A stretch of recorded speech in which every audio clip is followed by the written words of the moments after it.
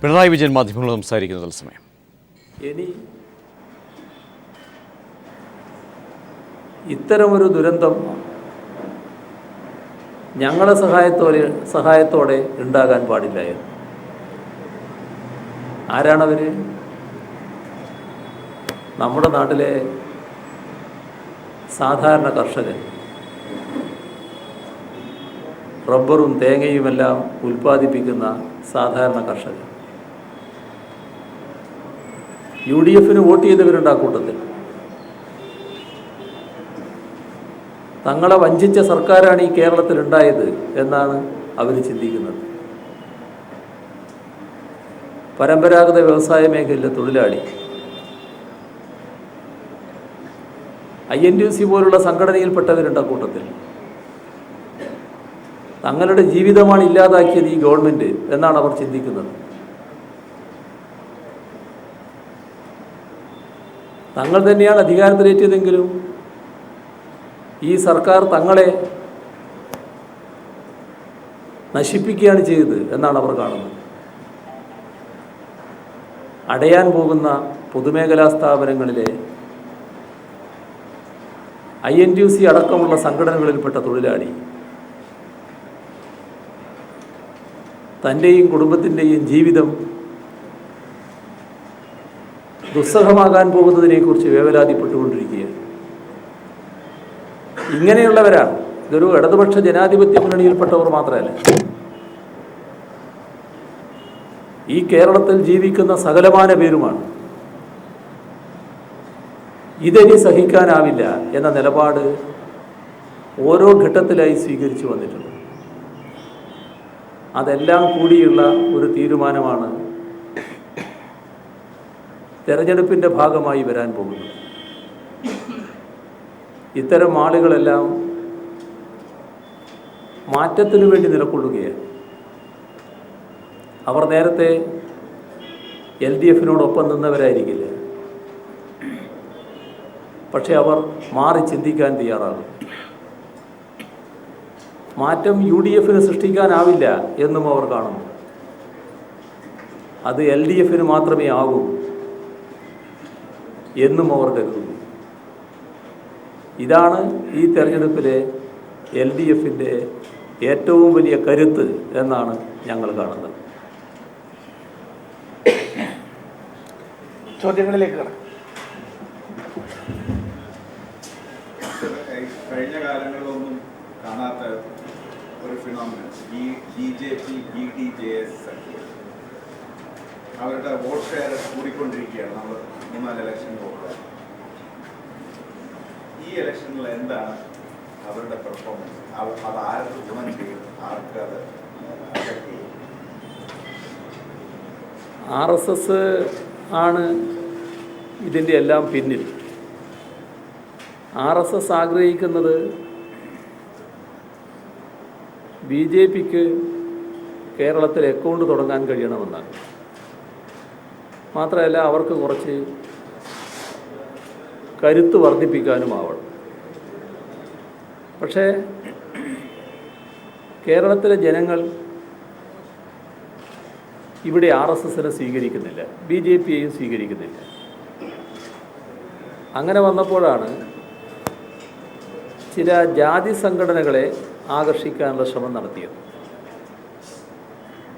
അതിൽ മറ്റ് താല്പര്യങ്ങളുള്ളതുകൊണ്ട് വെള്ളാപ്പള്ളി നടേശൻ പെട്ടെന്ന് തന്നെ അവരുടെ ആഗ്രഹത്തിൻ്റെ കൂടെ നിന്നു. ആദ്യമായല്ല, നേരത്തെയും ചില ശ്രമങ്ങൾ അദ്ദേഹത്തിൻ്റെ ഭാഗത്തുണ്ടായിരുന്നു. അങ്ങനെ വലിയ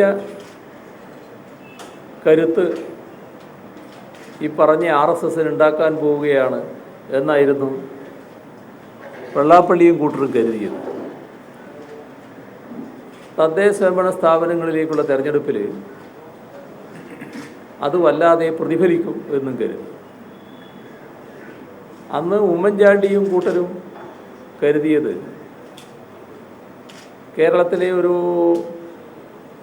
കേരളത്തിൻ്റെ നില പരിശോധിക്കുന്ന ആർക്കും കാണാൻ കഴിയും, CPIM-ലും LDF-ലുമൊക്കെ അണിനിരന്നിട്ടുള്ള വോട്ടർമാരായിട്ടുള്ളവർ പലരും SNDPക്കകത്തുള്ളവരുമുണ്ട്. അപ്പോൾ SNDPയിൽപ്പെട്ടവരെ വെള്ളാപ്പള്ളി നടേശൻ നേതൃത്വം കൊടുത്ത് BJPയുടെ ഭാഗമാക്കിയാൽ CPIMനും LDFനുമാണ് വലിയ ക്ഷീണമുണ്ടാവുക എന്നാണ് ഉമ്മൻചാണ്ടിയും കൂട്ടരും കരുതിയത്. ഞങ്ങൾ ഈ കാര്യങ്ങളെയൊക്കെ 4 വോട്ടിനെ അടിസ്ഥാനപ്പെടുത്തിയല്ല ചിന്തിക്കാറ്. കേരളത്തിന് ആപത്തുണ്ടാക്കുന്ന ഒരു നീക്കം, അതായത് കേരളത്തിൻ്റെ മതനിരപേക്ഷതയെ തകർക്കാനുള്ള ഒരു നീക്കം വെള്ളാപ്പള്ളി നടേശൻ്റെ നേതൃത്വത്തിൽ നടക്കുകയാണ്. അത് ശ്രീനാരായണ ദർശനത്തിന് പൂർണ്ണമായും എതിരായിട്ടുള്ളതുമാണ്. അതുകൊണ്ട് തന്നെ ഞങ്ങളതിനെ തുടക്കം മുതലേ തുറന്നു തീർത്തു. ശക്തമായി തന്നെ എതിർക്കുന്ന നിലയാണ് ഞങ്ങൾ സ്വീകരിച്ചത്. മൗനത്തിലൂടെ ഉമ്മൻചാണ്ടിയും കൂട്ടരും ആ നീക്കത്തെ പ്രോത്സാഹിപ്പിച്ചു. അപ്പോൾ അവർ പ്രതീക്ഷിച്ചത് ഞങ്ങൾ വല്ലാതെ ക്ഷീണിച്ചു പോകും, അവർക്ക് നല്ലതുപോലെ മുന്നേറി വരാം, ഇതായിരുന്നു പ്രതീക്ഷ. പക്ഷേ ആ തെരഞ്ഞെടുപ്പ് ഫലം നാം കണ്ടു, ആ പ്രതീക്ഷയല്ല ഉണ്ടായത്. ഇത് നമ്മുടെ അനുഭവത്തിലുള്ള കാര്യമാണ്. വെള്ളാപ്പള്ളി നടേശൻ നേതൃത്വം കൊടുത്തുകൊണ്ട് അദ്ദേഹം ഭാരവാഹിയല്ലെങ്കിലും രൂപീകരിക്കപ്പെട്ട BDJS ഇപ്പോൾ എന്താ നമ്മുടെ രാജ്യത്തെ നാട്ടിൻ്റെ സ്ഥിതി? BJPക്കും BDJSനും ഏത് കാര്യം പറഞ്ഞുകൊണ്ടാണ് ശ്രീനാരായണീയരായവരെ ചെയ്യാൻ?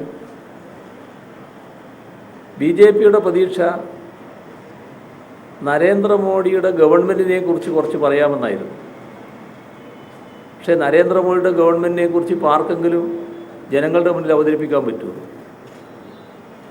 ഏതെങ്കിലും ജനങ്ങൾക്ക് ഉപകാരപ്രദമായ നടപടികൾ ഉണ്ടായി എന്ന് പറഞ്ഞുകൊണ്ട് മോഡി ഗവൺമെൻറ്റിനെ അവതരിപ്പിക്കാനേ കഴിയില്ല.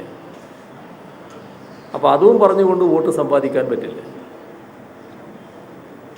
പിന്നെ RSS സ്വീകരിച്ച നിലപാട് സംവരണം വേണ്ട എന്ന്, അത് ഒന്നിലധികം തവണ RSS നേതൃത്വം തന്നെ പരസ്യമായി പറഞ്ഞിട്ടുള്ള കാര്യമാണ്. ഇതിലുള്ളൊരു പ്രത്യേകത, നരേന്ദ്രമോദി ഒരു വിശദീകരണവുമായി രംഗത്ത് വന്നു. പ്രധാനമന്ത്രി എന്ന നിലയ്ക്ക് അദ്ദേഹം പറഞ്ഞു, പട്ടികജാതി പട്ടികവർഗത്തിൻ്റെ സംവരണം തുടരും. അപ്പോൾ എന്താ ആ പറഞ്ഞതിൻ്റെ അർത്ഥം? പിന്നോക്ക വിഭാഗത്തിൻ്റെ സംവരണം ഉണ്ടാകില്ല എന്ന്. ശ്രീനാരായണീയർ ഏത് കണ്ടിട്ടാണ് RSSൻ്റെ കൂടെ പോകേണ്ടത്? RSS പറയുന്നു സംവരണമേ ഇല്ല എന്ന്. നരേന്ദ്രമോദി പറയുന്നതനുസരിച്ചാണെങ്കിൽ പിന്നോക്ക വിഭാഗത്തിന് സംവരണമേ ഇല്ല. SNDPയിൽ അണിനിരുന്നവരാണെങ്കിൽ എല്ലാവരും, വെള്ളാപ്പള്ളി നടേശനെ പോലുള്ള അപൂർവം ചിലരൊഴികെ ബാക്കി മുഴുവൻ പേരും സംവരണത്തിന് അർഹരാണ്. അവരെല്ലാവരും സംവരണം വേണ്ട എന്ന് പറഞ്ഞ് നിങ്ങളെ നയത്തോടൊപ്പം ഞങ്ങൾ യോജിക്കുന്നു എന്ന നിലപാടെടുത്ത് RSSനോടും BJPയോടും ഒപ്പം പോകുമെന്നാണോ കണക്കാക്കുന്നത്? അപ്പോൾ ഒരു പ്രത്യേകതയും പ്രത്യാഘാതവും ഇതിൻ്റെ ഭാഗമായി സംഭവിക്കാനില്ല. അതൊരു മോഹം എന്ന് മാത്രമേ ഉള്ളൂ. കരിഞ്ഞു പോകുന്ന മോഹമായി കണക്കാക്കിയാൽ മതി. പശ്ചിമബംഗാളിൽ കോൺഗ്രസിനെ സപ്പോർട്ട് ചെയ്തൊരു സമീപനമാണ് CPM സ്വീകരിച്ചിരിക്കുന്നത്. കേരളത്തിൽ അത് എങ്ങനെ റിഫ്ലക്ട് ചെയ്യുന്നത്? ഞങ്ങൾക്ക് കോൺഗ്രസിനെ സപ്പോർട്ട് ചെയ്യുന്നൊരു നയമില്ല. ഞങ്ങൾ കഴിഞ്ഞ പാർട്ടി കോൺഗ്രസ് ആയാലും ഈ തെരഞ്ഞെടുപ്പുകൾ വരുന്നതിൻ്റെ മുന്നിൽ ഞങ്ങൾ കേന്ദ്ര കമ്മിറ്റി ചർച്ച ചെയ്ത നിലപാടുകളായാലും കോൺഗ്രസിനെ സപ്പോർട്ട് ചെയ്യലോ കോൺഗ്രസുമായി ഏതെങ്കിലും തരത്തിലുള്ളൊരു സഖ്യമുണ്ടാക്കലോ രാഷ്ട്രീയമായി ധാരണയുണ്ടാക്കലോ ഞങ്ങളുടെ അജണ്ടയിലില്ല. പിന്നെ പടിഞ്ഞാറൻ ബംഗാളിൽ കോൺഗ്രസ് എന്ന് പറയുന്നത് വളരെ നേരിയൊരു ശക്തി മാത്രമാണ്.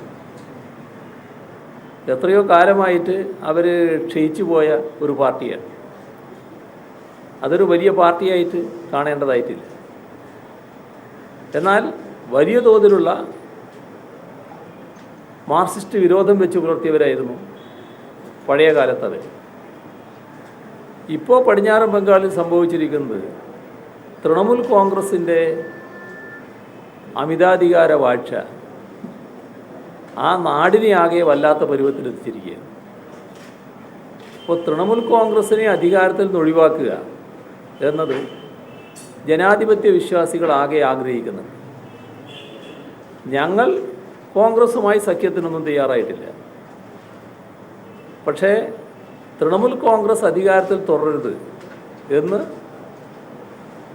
പടിഞ്ഞാറൻ ബംഗാളിലെ ജനാധിപത്യ വിശ്വാസികളായിട്ടുള്ള ഒട്ടേറെ പേർ ചിന്തിക്കുന്നുണ്ട്. അത് ഞങ്ങൾ സ്വാഗതം ചെയ്യുന്ന കാര്യമാണ്. അത്രത്തോളമേ അതിനെ കാണേണ്ടതായിട്ടുള്ളൂ.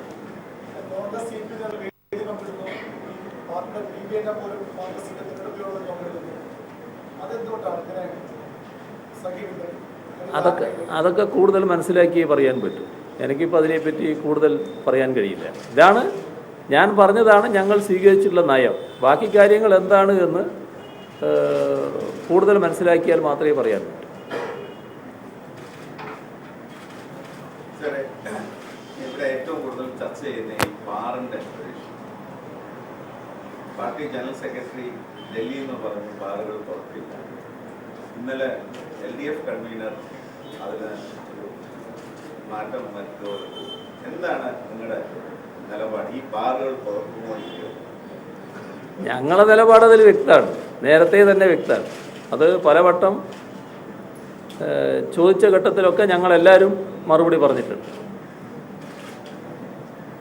ഇപ്പോൾ തെരഞ്ഞെടുപ്പ് മാനിഫെസ്റ്റോയിലും ഞങ്ങളത് വ്യക്തമാക്കിയിട്ടുണ്ട്. ഇവിടെ UDFനെ പോലെ അല്ലെങ്കിൽ കോൺഗ്രസിനെ പോലെ ഒരു കാപട്യ നയം ഞങ്ങൾക്കില്ല. കാരണം മദ്യനിരോധനത്തിൻ്റെ വക്താക്കളാണെന്ന് ഒരു തോന്നുന്ന മട്ടിൽ അവതരിക്കുക, എന്നിട്ട് മദ്യത്തിന് വേണ്ടി എല്ലാ പ്രോത്സാഹനവും കൊടുക്കുക, ആ പരിപാടി ഞങ്ങളേതായാലും നടത്തില്ല. നമ്മുടെ നാടിൻ്റെ അനുഭവം എടുത്താൽ ഈ ബാറുകൾ അടച്ചതിന് ശേഷം കേരളത്തിൽ മദ്യത്തിൻ്റെ ഉപഭോഗം കുറഞ്ഞിട്ടേയില്ല. കേരളത്തിൽ അതിനു മുൻപ് വിറ്റ മദ്യവും ഇതിന് ശേഷമുള്ള മദ്യവും എടുത്താൽ വലിയ തോതിൽ മദ്യ ഉപഭോഗം വർദ്ധിക്കുകയാണ് ചെയ്തിട്ടുള്ളത്, വിൽപ്പന കൂടുകയാണ് ചെയ്തിട്ടുള്ളത്. അതെല്ലാം കോൺഗ്രസിൻ്റെ നയത്തിൻ്റെ പാപ്പരീകരണമാണ്. പിന്നെ കോൺഗ്രസ് മദ്യനിരോധനത്തിന് വേണ്ടി നിലകൊള്ളുന്നു എന്നൊരു പ്രതീതി ഉണ്ടാക്കുമ്പോൾ നമ്മുടെ തൊട്ടപ്പുറത്ത് മംഗലാപുരത്തേക്ക് ചെന്നാൽ അവിടെയുള്ള അവസ്ഥ എല്ലാവർക്കും അറിയാമല്ലോ. കർണാടകയിൽ ഏത് മദ്യനിരോധനമാണ് നടപ്പാക്കിയിട്ടുള്ളതെന്ന് എല്ലാവർക്കും അറിയാവുന്നതാണ്. ഇഷ്ടം പോലെ മദ്യം അവിടെയുണ്ട്. കോൺഗ്രസ് ഭരിച്ചിരുന്ന വടക്ക് കിഴക്കൻ സംസ്ഥാനങ്ങളിൽ ചിലതിൽ നേരത്തെ ഉണ്ടായിരുന്ന മദ്യനിരോധനം എടുത്തു കളയുകയും ചെയ്തിട്ടുണ്ട്. അതിനെതിരെ അവിടെ പ്രക്ഷോഭങ്ങളും ഉയർന്നു വന്നത് നമ്മൾ വാർത്തകളിൽ കണ്ടതാണ്. അപ്പം ഞങ്ങൾ കാണുന്നത് മദ്യവർജനമാണ് ഞങ്ങളുടെ നയമായിട്ട്. ഞങ്ങൾ നേരത്തെ വ്യക്തമാക്കിയിട്ടുള്ളതാണ്. മദ്യവർജനമെന്ന് പറയുമ്പോൾ മദ്യത്തിൻ്റെ ഉപഭോഗം ഒരു തരത്തിലും വർദ്ധിക്കാൻ പാടില്ല. അപ്പോൾ അത് വർദ്ധിക്കാതിരിക്കുന്നതിനുള്ള എല്ലാ പ്രവർത്തനങ്ങളും നടത്തണം. അതിലൊന്ന് ഞങ്ങൾ കാണുന്നത്, ഇപ്പോൾ ഞങ്ങൾ മാനിഫെസ്റ്റോയിൽ പറഞ്ഞിട്ടുണ്ട്, ചെറിയ പ്രായക്കാർ തന്നെ പോയിട്ട് മദ്യപിക്കുന്നുണ്ട്. അപ്പോൾ മദ്യപിക്കാനുള്ളൊരു പ്രായം കുറച്ച് ഉയർത്തി വെക്കുക, 23 വയസ്സുള്ളവരെ മദ്യപിക്കാവും എന്നൊരു നിലപാട് ഞങ്ങൾ എടുത്തിട്ടുണ്ട്. നമ്മുടെ നാട്ടിൽ മദ്യവർജനത്തിന് വേണ്ടി പ്രവർത്തിക്കുന്ന സംഘടനകളുണ്ട്. അത്തരം സംഘടനകളുമായി ചേർന്നുകൊണ്ട് നല്ല നിലക്ക് മദ്യവർജനത്തിനുള്ള പ്രചരണം, അത് നല്ല ബോധവൽക്കരണം നാട്ടിൽ കൊണ്ടുവരാൻ സാധിക്കണം. ഒട്ടേറെ പരിപാടികൾ അതുമായി ബന്ധപ്പെട്ട് നടത്തണം. അതുപോലെ തന്നെ പല ലഹരി വിമുക്ത കേന്ദ്രങ്ങൾ നമുക്ക് സ്ഥാപിക്കാനാവണം. ഇങ്ങനെ മദ്യത്തിൻ്റെ ഉപഭോഗം കുറച്ചു കൊണ്ടുവരാനുള്ള പരിപാടികൾ നല്ലതുപോലെ നമുക്ക് ആസൂത്രണം ചെയ്യാൻ കഴിയേണ്ടതായിട്ടുണ്ട്. മദ്യനയത്തിൻ്റെ കാര്യത്തിൽ ഞങ്ങൾ ആദ്യം മുതലേ പറയുന്നൊരു കാര്യമുണ്ട്. അത് മദ്യനയം ഒരു ഗവൺമെൻറ് പ്രഖ്യാപിക്കേണ്ട കാര്യമാണ്. ഗവൺമെൻറ് വന്നാൽ ഒരു വർഷത്തേക്കാണ് മദ്യനയം പറയുന്നത്. അപ്പോൾ ആ വർഷത്തെ മദ്യനയം എന്താണ് എന്ന് ആ വർഷത്തിൻ്റെ ആദ്യമാണ് പ്രഖ്യാപിക്കുക. നിങ്ങൾക്കെല്ലാം അറിയാം, എല്ലാ ഗവൺമെൻറ്റുകളും അങ്ങനെയാണ് ചെയ്തു വന്നിട്ടുള്ളത്. ഞങ്ങളും അത് പറയും, അതിൽ സംശയം വേണ്ടതില്ല. മദ്യവർജനത്തിൽ ഊന്നിക്കൊണ്ടുള്ള നിലപാട് തന്നെയാണ് ഞങ്ങൾ എടുക്കുക. നേരത്തെ ഒരു കാര്യം നിങ്ങൾക്ക് തന്നെ ഓർമ്മയുണ്ടാവുമല്ലോ, ചാരായം നിരോധിച്ച ഘട്ടത്തിൽ ഞങ്ങൾ ആ തൊഴിലാളികളുടെ പ്രശ്നം ഗൗരവമായിട്ട് ഉയർത്തിയവരായിരുന്നു. അപ്പോൾ AK ആൻ്റണി അടക്കമുള്ളവർ അന്ന് പറഞ്ഞിരുന്നത്, ഞങ്ങൾ വന്നാൽ ചാരായ ഷാപ്പുകളെല്ലാം പുനഃസ്ഥാപിക്കുകയാണ് ചെയ്യാമെന്നാണ്. ഞങ്ങൾ ആ ഘട്ടത്തിലൊന്നും പറയാൻ പോയില്ല. ഞങ്ങൾ ഗവൺമെൻറ് രൂപീകരിക്കാൻ ഈ ചാരായ നിരോധനം കൊണ്ട് കഴിയുമെന്നായിരുന്നു അവർ പ്രതീക്ഷിച്ചിരുന്നത്. പക്ഷേ നാട്ടിലുള്ള ജനങ്ങൾക്കറിയാം ഇതിൻ്റെയൊക്കെ കാര്യങ്ങൾ. ഗവൺമെൻറ് LDFൻ്റെത് വന്നു, ചാരായ ഷാപ്പുകൾ ഞങ്ങൾ കൊണ്ടുവന്നു. ഇത് ഈ കേരളത്തിൻ്റെ അനുഭവമല്ലേ? എന്നാൽ ഞങ്ങൾ നേരത്തെ തന്നെ പറഞ്ഞോ ഞങ്ങളിവിടെ ചാരായ ഷാപ്പ് കൊണ്ടുവരില്ലെന്ന്? അപ്പം ഞങ്ങൾ ആ തൊഴിലാളി പ്രശ്നങ്ങളൊന്നും ഉന്നയിച്ചിരുന്നു. ഇപ്പോൾ ബാറിൻ്റെ കാര്യത്തിൽ ഈ ബാർ അടച്ചു എന്ന് പറയുമ്പോൾ മദ്യം എന്നത് ആൽക്കഹോളിൻ്റെ കണ്ടൻ്റ് ഉള്ളത് കൊണ്ടല്ലേ മദ്യം എന്ന് പറയുന്നത്. അത് ബീറായാലും വൈനായാലും ഈ പറയുന്ന ഇപ്പം കിട്ടുന്നില്ല എന്ന് പറയുന്ന കാര്യങ്ങളായാലും എല്ലാറ്റിലും ആൽക്കഹോളിൻ്റെ കണ്ടൻ്റ് ഇല്ലേ? ആൽക്കഹോളുള്ള എല്ലാറ്റിനെയും മദ്യമായിട്ട് കാണണ്ടേ? അപ്പോൾ ഒരു തരം മദ്യം ഇപ്പോൾ വ്യാപകമായിട്ട് ഉപയോഗിക്കാനുള്ള അവസരമല്ലേ കൊടുത്തിരിക്കുന്നത്? അതിൻ്റെ ഉപയോഗം കൂടിക്കൂടി വരികയല്ലേ? അപ്പോൾ അത് നല്ലതുപോലെ കുറച്ച് കൊണ്ടുവരണം തന്നെയാണ്. പിന്നെ ഒരു വർഷത്തേക്കുള്ള മദ്യനയം ഞങ്ങൾ രൂപീകരിക്കുക. ഞങ്ങൾ ഗവൺമെൻറ് വരുന്നു വിചാരിക്കുക, അതിനാണല്ലോ ഞങ്ങൾ പ്രവർത്തിക്കുന്നത്. അങ്ങനെ ഗവൺമെൻറ് വന്ന് ഒരു വർഷത്തെ മദ്യനയം പ്രഖ്യാപിക്കേണ്ട ഘട്ടത്തിൽ സീതാറാം പറഞ്ഞ കാര്യം അപ്പോൾ ആലോചിക്കാം. ഇപ്പോൾ ആലോചിക്കേണ്ട ഒരു പ്രശ്നമല്ലത്. അപ്പോൾ ആ ഘട്ടത്തിൽ വേണമെങ്കിൽ ഞങ്ങളത് ആലോചിക്കും. UDFന്റെ നയം അനുസരിച്ച് 2023 കേരളത്തിൽ പിന്നെ ഒരു തുള്ളി മദ്യം പോലും കാണുകയില്ല എന്നാണ്. നിങ്ങൾക്ക് അങ്ങനത്തെ ഒരു ടാർഗറ്റ് ഡേറ്റ് പോലും ഉണ്ടോ? ഞങ്ങൾ മദ്യനിരോധനത്തിന് ഇല്ലല്ലോ, പിന്നെ ഒരു ടാർഗറ്റ് ഡേറ്റിൻ്റെ പ്രശ്നമേ വരുന്നില്ലല്ലോ. ഞാൻ പറഞ്ഞില്ലേ, ഞങ്ങൾക്ക് അങ്ങനത്തെ ഒരു കാപട്യ നിലപാടില്ല. 2023 അല്ല, ഇനി ഈ സഹസ്രാബ്ദം തന്നെ പൂർത്തിയായാലും കോൺഗ്രസ് ഉണ്ടാകുമോ എന്നുള്ളത് പറയാൻ പറ്റൂല. കോൺഗ്രസ്സിന് അങ്ങനെ ഒരു നിലപാടില്ല, അതെല്ലാവർക്കും അറിയാലോ. അതൊക്കെ ആളുകളെ പറഞ്ഞു പറ്റിക്കുന്നതിന് വേണ്ടി എടുക്കുന്ന നിലപാട് മാത്രമാണെന്ന് എല്ലാവർക്കും അറിയാവുന്നതാണ്. ഞങ്ങൾക്ക് ആ നയമില്ല. ഞങ്ങൾ മദ്യം പൂർണ്ണമായിട്ട് അങ്ങനെ നിരോധിച്ച് അതിൻ്റെതായ കെടുതികൾ പലതും നമ്മൾ നാട്ടിൽ കാണുന്നുണ്ടല്ലോ. അത്തരം ഒരു കെടുതി ഉണ്ടാക്കാൻ ഞങ്ങളില്ല.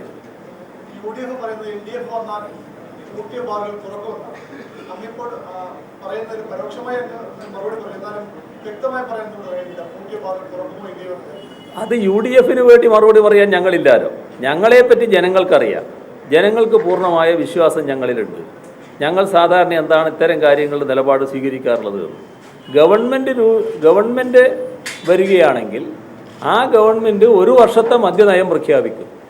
ആ സന്ദർഭത്തിൽ ഞങ്ങൾ ഈ മദ്യവർജന നയത്തിൽ ഊന്നിക്കൊണ്ടുള്ള നിലപാട് തന്നെയായിരിക്കും സ്വീകരിക്കുക.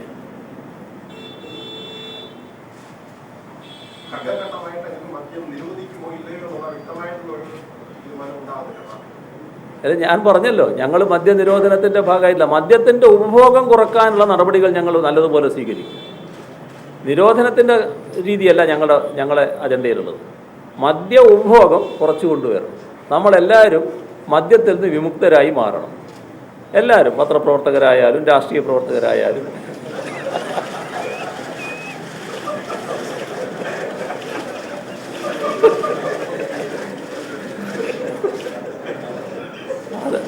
അതിനാണ് നമ്മൾ ശ്രമിക്കേണ്ടത്. അക്കാര്യത്തിൽ നമുക്കെല്ലാം യോജിപ്പാണ്. ഈ ബാറിന്റെ പോലെ തന്നെ വേറെ ഒരു ജനങ്ങൾ ആകാംക്ഷയോടെ കാത്തിരിക്കുന്നത് നിങ്ങളുടെ മുഖ്യമന്ത്രി ആരാണ്? ഇനിയെങ്കിലും അത് റിവീൽ ചെയ്തു? അല്ല, അത് റിവീൽ ചെയ്യേണ്ട ഘട്ടം ഈ 19 ശേഷമാണ്. അതായത് അന്നേരം ഞങ്ങൾ ഭൂരിപക്ഷം കിട്ടുന്നുണ്ടെങ്കിൽ ആ മുഖ്യമന്ത്രി ആര് എന്ന് പാർട്ടിക്ക് തീരുമാനിക്കാൻ ഒരു പ്രയാസവും ഉണ്ടാവില്ല. ഞങ്ങളുടെ കൂട്ടത്തിൽ ഒരുപാട് ആളുകൾ മുഖ്യമന്ത്രിയാകാൻ പറ്റിയവരുണ്ട്. ആരെയാണ് വേണ്ടതെന്ന് അന്നേരം പാർട്ടി തീരുമാനിച്ചോളൂ. അതേവരെ ആർക്കും റിവീൽ ചെയ്യാൻ കഴിയില്ലത്. വെള്ളാപ്പള്ളിയെ കുറിച്ച് ഇങ്ങനെയൊക്കെ പറഞ്ഞിട്ട് അദ്ദേഹത്തിന്റെ ആ കണിച്ചമൂരുടെ ക്ഷേത്രത്തിലെ ആ ഭരണസമിതിയിലേക്ക് CPM പ്രവർത്തകർ മത്സരിക്കുന്നുണ്ടെന്ന് സംസ്ഥാന ഗവൺമെന്റ് തീരുമാനിച്ചു. കണിച്ചുകുളങ്ങര ക്ഷേത്രം എന്നത് ഒരു ക്ഷേത്രമാണ്. അത്തരം ക്ഷേത്ര കാര്യങ്ങളിൽ CPM മത്സരിച്ച് ഭരണസമിതി പിടിക്കാനൊന്നും പോകാറില്ല സാധാരണ. അപ്പോൾ അത്തരമൊരു പരിപാടി CPM-നില്ല സാധാരണ നിലക്ക്. പിന്നെ ഞാൻ മനസ്സിലാക്കിയിടത്തോളം ആ ക്ഷേത്രത്തിൽ എല്ലാ കാലവും മത്സരങ്ങൾ നടക്കാറുണ്ട്. അതിപ്രാവശ്യം ഉണ്ടാകും തന്നെയാണ് ഞാൻ കണക്കാക്കുന്നത്. ആ മത്സരം ഇല്ലാതാകുന്നില്ല. ഞങ്ങളായിട്ട് മത്സരിക്കുന്ന ഒരു നില ഇതേവരെ എടുത്തിട്ടില്ല. ഇത്തവണ ഇല്ലയെന്ന് മാത്രമേ ഉള്ളൂ. അതൊരു കഥ മാത്രമാണ്, മറ്റേ ഞങ്ങളതിൻ്റെ അകത്ത് ഭാഗമാക്കല്ല. ഈ ആലപ്പുഴ സമ്മേളനത്തിന് തുടങ്ങുന്നതിൻ്റെ തലേ ദിവസം അങ്ങ് ഒരു പത്രസമ്മേളനത്തിലൂടെ പ്രതിപക്ഷ നേതാവിനെ ശക്തമായി വിമർശിച്ചിട്ട് ഒരു റെസൊല്യൂഷൻ പാസ്സായി. ആ റെസൊല്യൂഷൻ ഇപ്പോൾ നിലനിൽക്കുന്നുണ്ടോ? അതോ പാർട്ടി തീരുമാനങ്ങളും പാർട്ടി നിലപാടുകളും ഒക്കെ നിലനിൽക്കുന്നത് തന്നെയാണല്ലോ, അതല്ലാതിരിക്കില്ല. അപ്പം അങ്ങനെയുള്ള ഒരാളെ വെച്ച് എങ്ങനെയാണ് ഇലക്ഷനിലേക്ക് സ്ഥാനാർത്ഥി? അല്ല, പാർട്ടി നിലപാടുകളെ പറ്റിയാണ് നിങ്ങൾ ചോദിച്ചത്. ആ പാർട്ടി നിലപാടുകൾ ഏതെങ്കിലും ഘട്ടത്തിൽ തള്ളിക്കളയുന്ന ഒന്നല്ല. അതല്ലെങ്കിൽ നിങ്ങളോട് പരസ്യമായിട്ട് പറയും ഞങ്ങൾ ആ കണ്ട കാര്യം തെറ്റായിപ്പോയി, അങ്ങനെ ഞങ്ങൾ പറഞ്ഞിട്ടില്ലല്ലോ ഇതേവരെ. അതാണ് ഞങ്ങളുടെ ഒരു രീതി. അതായത് ഇപ്പോഴും ആ സ്റ്റേറ്റ്മെന്റ് നിലനിൽക്കുന്നു, റെസൊല്യൂഷൻ ഇപ്പോഴും നിലനിൽക്കുന്നതാണ്. എന്താ ഞാൻ പറഞ്ഞതിൽ നിങ്ങൾക്ക് മനസ്സിലായെന്ന് വെച്ചാൽ അത് എന്നിട്ട് നമുക്ക് മനസ്സിലാകുന്നൊരു കാര്യം, എന്നിട്ടും പിന്നെ എങ്ങനെ ഇങ്ങനെ ഒരു പാർട്ടി വിരുദ്ധ മനോഭാവമുള്ള ഒരാളിനെ സ്ഥാനാർത്ഥിയാക്കുന്നത്? സ്ഥാനാർത്ഥിത്വ പ്രശ്നം വേറെ, പാർട്ടി നിലപാട് വേറെ. സ്ഥാനാർത്ഥികൾ പിന്നെ പൊതുവിൽ ഞങ്ങൾ കാര്യങ്ങളെല്ലാം ചർച്ച ചെയ്തുകൊണ്ടാണല്ലോ സ്ഥാനാർത്ഥികളെ തീരുമാനിക്കുക. ആ കൂട്ടത്തിൽ സഖാവ് VS-ഉം സ്ഥാനാർത്ഥിയായിട്ട് ഉണ്ടാകണം എന്ന് തന്നെയാണ് ഞങ്ങൾ കണ്ടത്. അങ്ങനെയാണ് VS സ്ഥാനാർത്ഥിയായിട്ടുള്ളത്, അല്ലാതെ അദ്ദേഹം തീരുമാനിച്ച് സ്ഥാനാർത്ഥിയായതല്ല. പാർട്ടി തന്നെ തീരുമാനിച്ച് അദ്ദേഹത്തെ സ്ഥാനാർത്ഥിയാക്കിയതാണ്.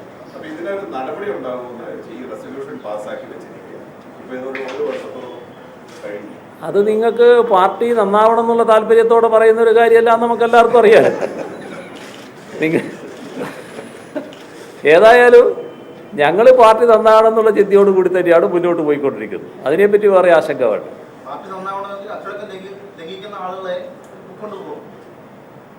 അത് രണ്ടും രണ്ടാണ്.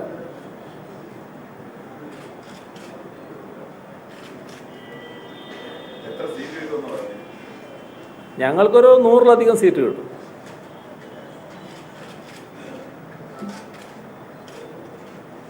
സർക്കാർ മധ്യരേഖയെ കുറിച്ച് പറയുമ്പോൾ വിജയമല്യയ്ക്ക് 20 ഏക്കർ നൽകുന്നതിന് പാലക്കാട് പറിച്ചു കൊടുത്ത സംഭവം സർക്കാർ കുറഞ്ഞ വിലയ്ക്കാണ് 20 ഏക്കറോളം ഭൂമി സർക്കാർ പറിച്ചു കൊടുത്തത്. വിജയമല്യ തന്നെ ഇവിടെ ബാങ്കുകളെ കബളിപ്പിച്ച് വിദേശത്തേക്ക് കടന്നിരിക്കുന്ന ഒരു സാഹചര്യമുള്ള പശ്ചാത്തലത്തിലാണ് സർക്കാർ അറിയിക്കുന്നത്.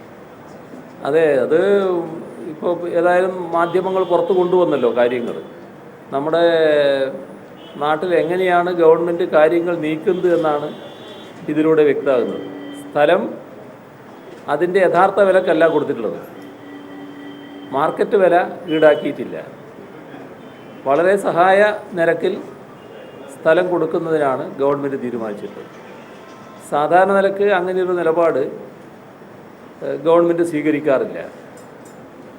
ഇതൊരു രഹസ്യ ഇടപാട് പോലെയാണ് തോന്നുന്നത്. ഇപ്പോൾ ഏതോ രീതിയിൽ അത് പുറത്തു വന്നു എന്ന് മാത്രമേ ഉള്ളൂ. അപ്പോൾ ഇല്ലേ ഏകദേശം CM എപ്പോഴും പറയുന്ന ഒരു കാര്യമുണ്ട്, കഴിഞ്ഞ 5 വർഷത്തെ ഭരണം അതിനെതിരെ ദുർഭരണമാണെന്ന് പറയുന്നത്. അതിനിടെ CPM നടത്തിയ ഒരു സമരം പോലും വിജയിച്ചിട്ടില്ല. CPI-യുടെ മുൻ സെക്രട്ടറി തന്നെ പറഞ്ഞിട്ട് അഡ്ജസ്റ്റ്മെന്റ് സമരമാണ്. പിന്നെ തന്നെ വീണ്ടും ഇങ്ങനെ അഴിമതി ഭരണമെന്ന് പറയുന്നത് സാധിക്കുന്നുണ്ടോ? അല്ല, അതൊന്നും ഇപ്പോൾ കേരളത്തിൻ്റെ മുന്നിലൊരു വിഷയമല്ല. അഴിമതി ഉമ്മൻചാണ്ടിയുടെ നേതൃത്വത്തിൽ നടന്ന അഴിമതി നടന്നു എന്ന് സ്ഥാപിക്കാൻ വേണ്ടി ഞാനിപ്പോൾ കുറച്ച് കാര്യങ്ങൾ പറയേണ്ടതുണ്ട്. ഈ കേരളത്തിൽ ആർക്കെങ്കിലും ആ കാര്യത്തിൽ സംശയമുണ്ടോ? അഴിമതിയുടെ കാര്യത്തിൽ ഏതെല്ലാം തരത്തിലുള്ള അഴിമതികളാണ്? ഇപ്പോൾ ഏറ്റവും ഒടുവിൽ റവന്യൂ സെക്രട്ടറിയുടെ നിലപാടിനെ ധിക്കരിച്ചുകൊണ്ടാണ് മെത്രാങ്കായലിൻ്റെ കാര്യത്തിൽ ഉമ്മൻചാണ്ടി തന്നെ നിലപാടെടുത്തത് എന്ന് വ്യക്തമായില്ലേ? ഇതൊക്കെ നാടിൻ്റെ മുന്നിലുള്ള രേഖകളല്ലേ? നാടിൻ്റെ മുന്നിലുള്ള ഈ കാര്യങ്ങളാകെ കണ്ടിട്ടും ഉമ്മൻചാണ്ടിക്ക് തനിക്കിതൊന്നും ബാധകമല്ല എന്നുള്ളതാണല്ലോ ഉമ്മൻചാണ്ടിയുടെ നിലപാട്. അതാണല്ലോ ഉമ്മൻചാണ്ടി സ്വീകരിച്ചു പോകുന്നത്. പിന്നെ ഉമ്മൻചാണ്ടിയെ കാര്യത്തിൽ തീരുമാനമെടുക്കാൻ ഒരു പാർട്ടിയും ഇവിടെയില്ല. കാരണം കോൺഗ്രസ് എന്ന പാർട്ടി അത്രത്തോളം ദുർബലമായിരിക്കുന്നു, അല്ലെങ്കിൽ ജീർണിച്ചു പോയിരിക്കുന്നു. അപ്പം അതുകൊണ്ട് തന്നെ ഒരു നിലപാട് അവർക്ക് എടുക്കാൻ കഴിയുന്നില്ല. അതിൻ്റെ സൗകര്യം അനുഭവിക്കുന്ന ഒരു രാഷ്ട്രീയ നേതാവായി ഉമ്മൻചാണ്ടി നിൽക്കുകയാണെന്ന് കണ്ടാൽ മതി. അതൊന്നും രാഷ്ട്രീയത്തിനോ നമ്മുടെ നാടിനോ മാതൃകയാക്കാൻ പറ്റുന്ന ഒന്നല്ല. അവസാനിപ്പിക്കാം. നന്ദി രേഖപ്പെടുത്താൻ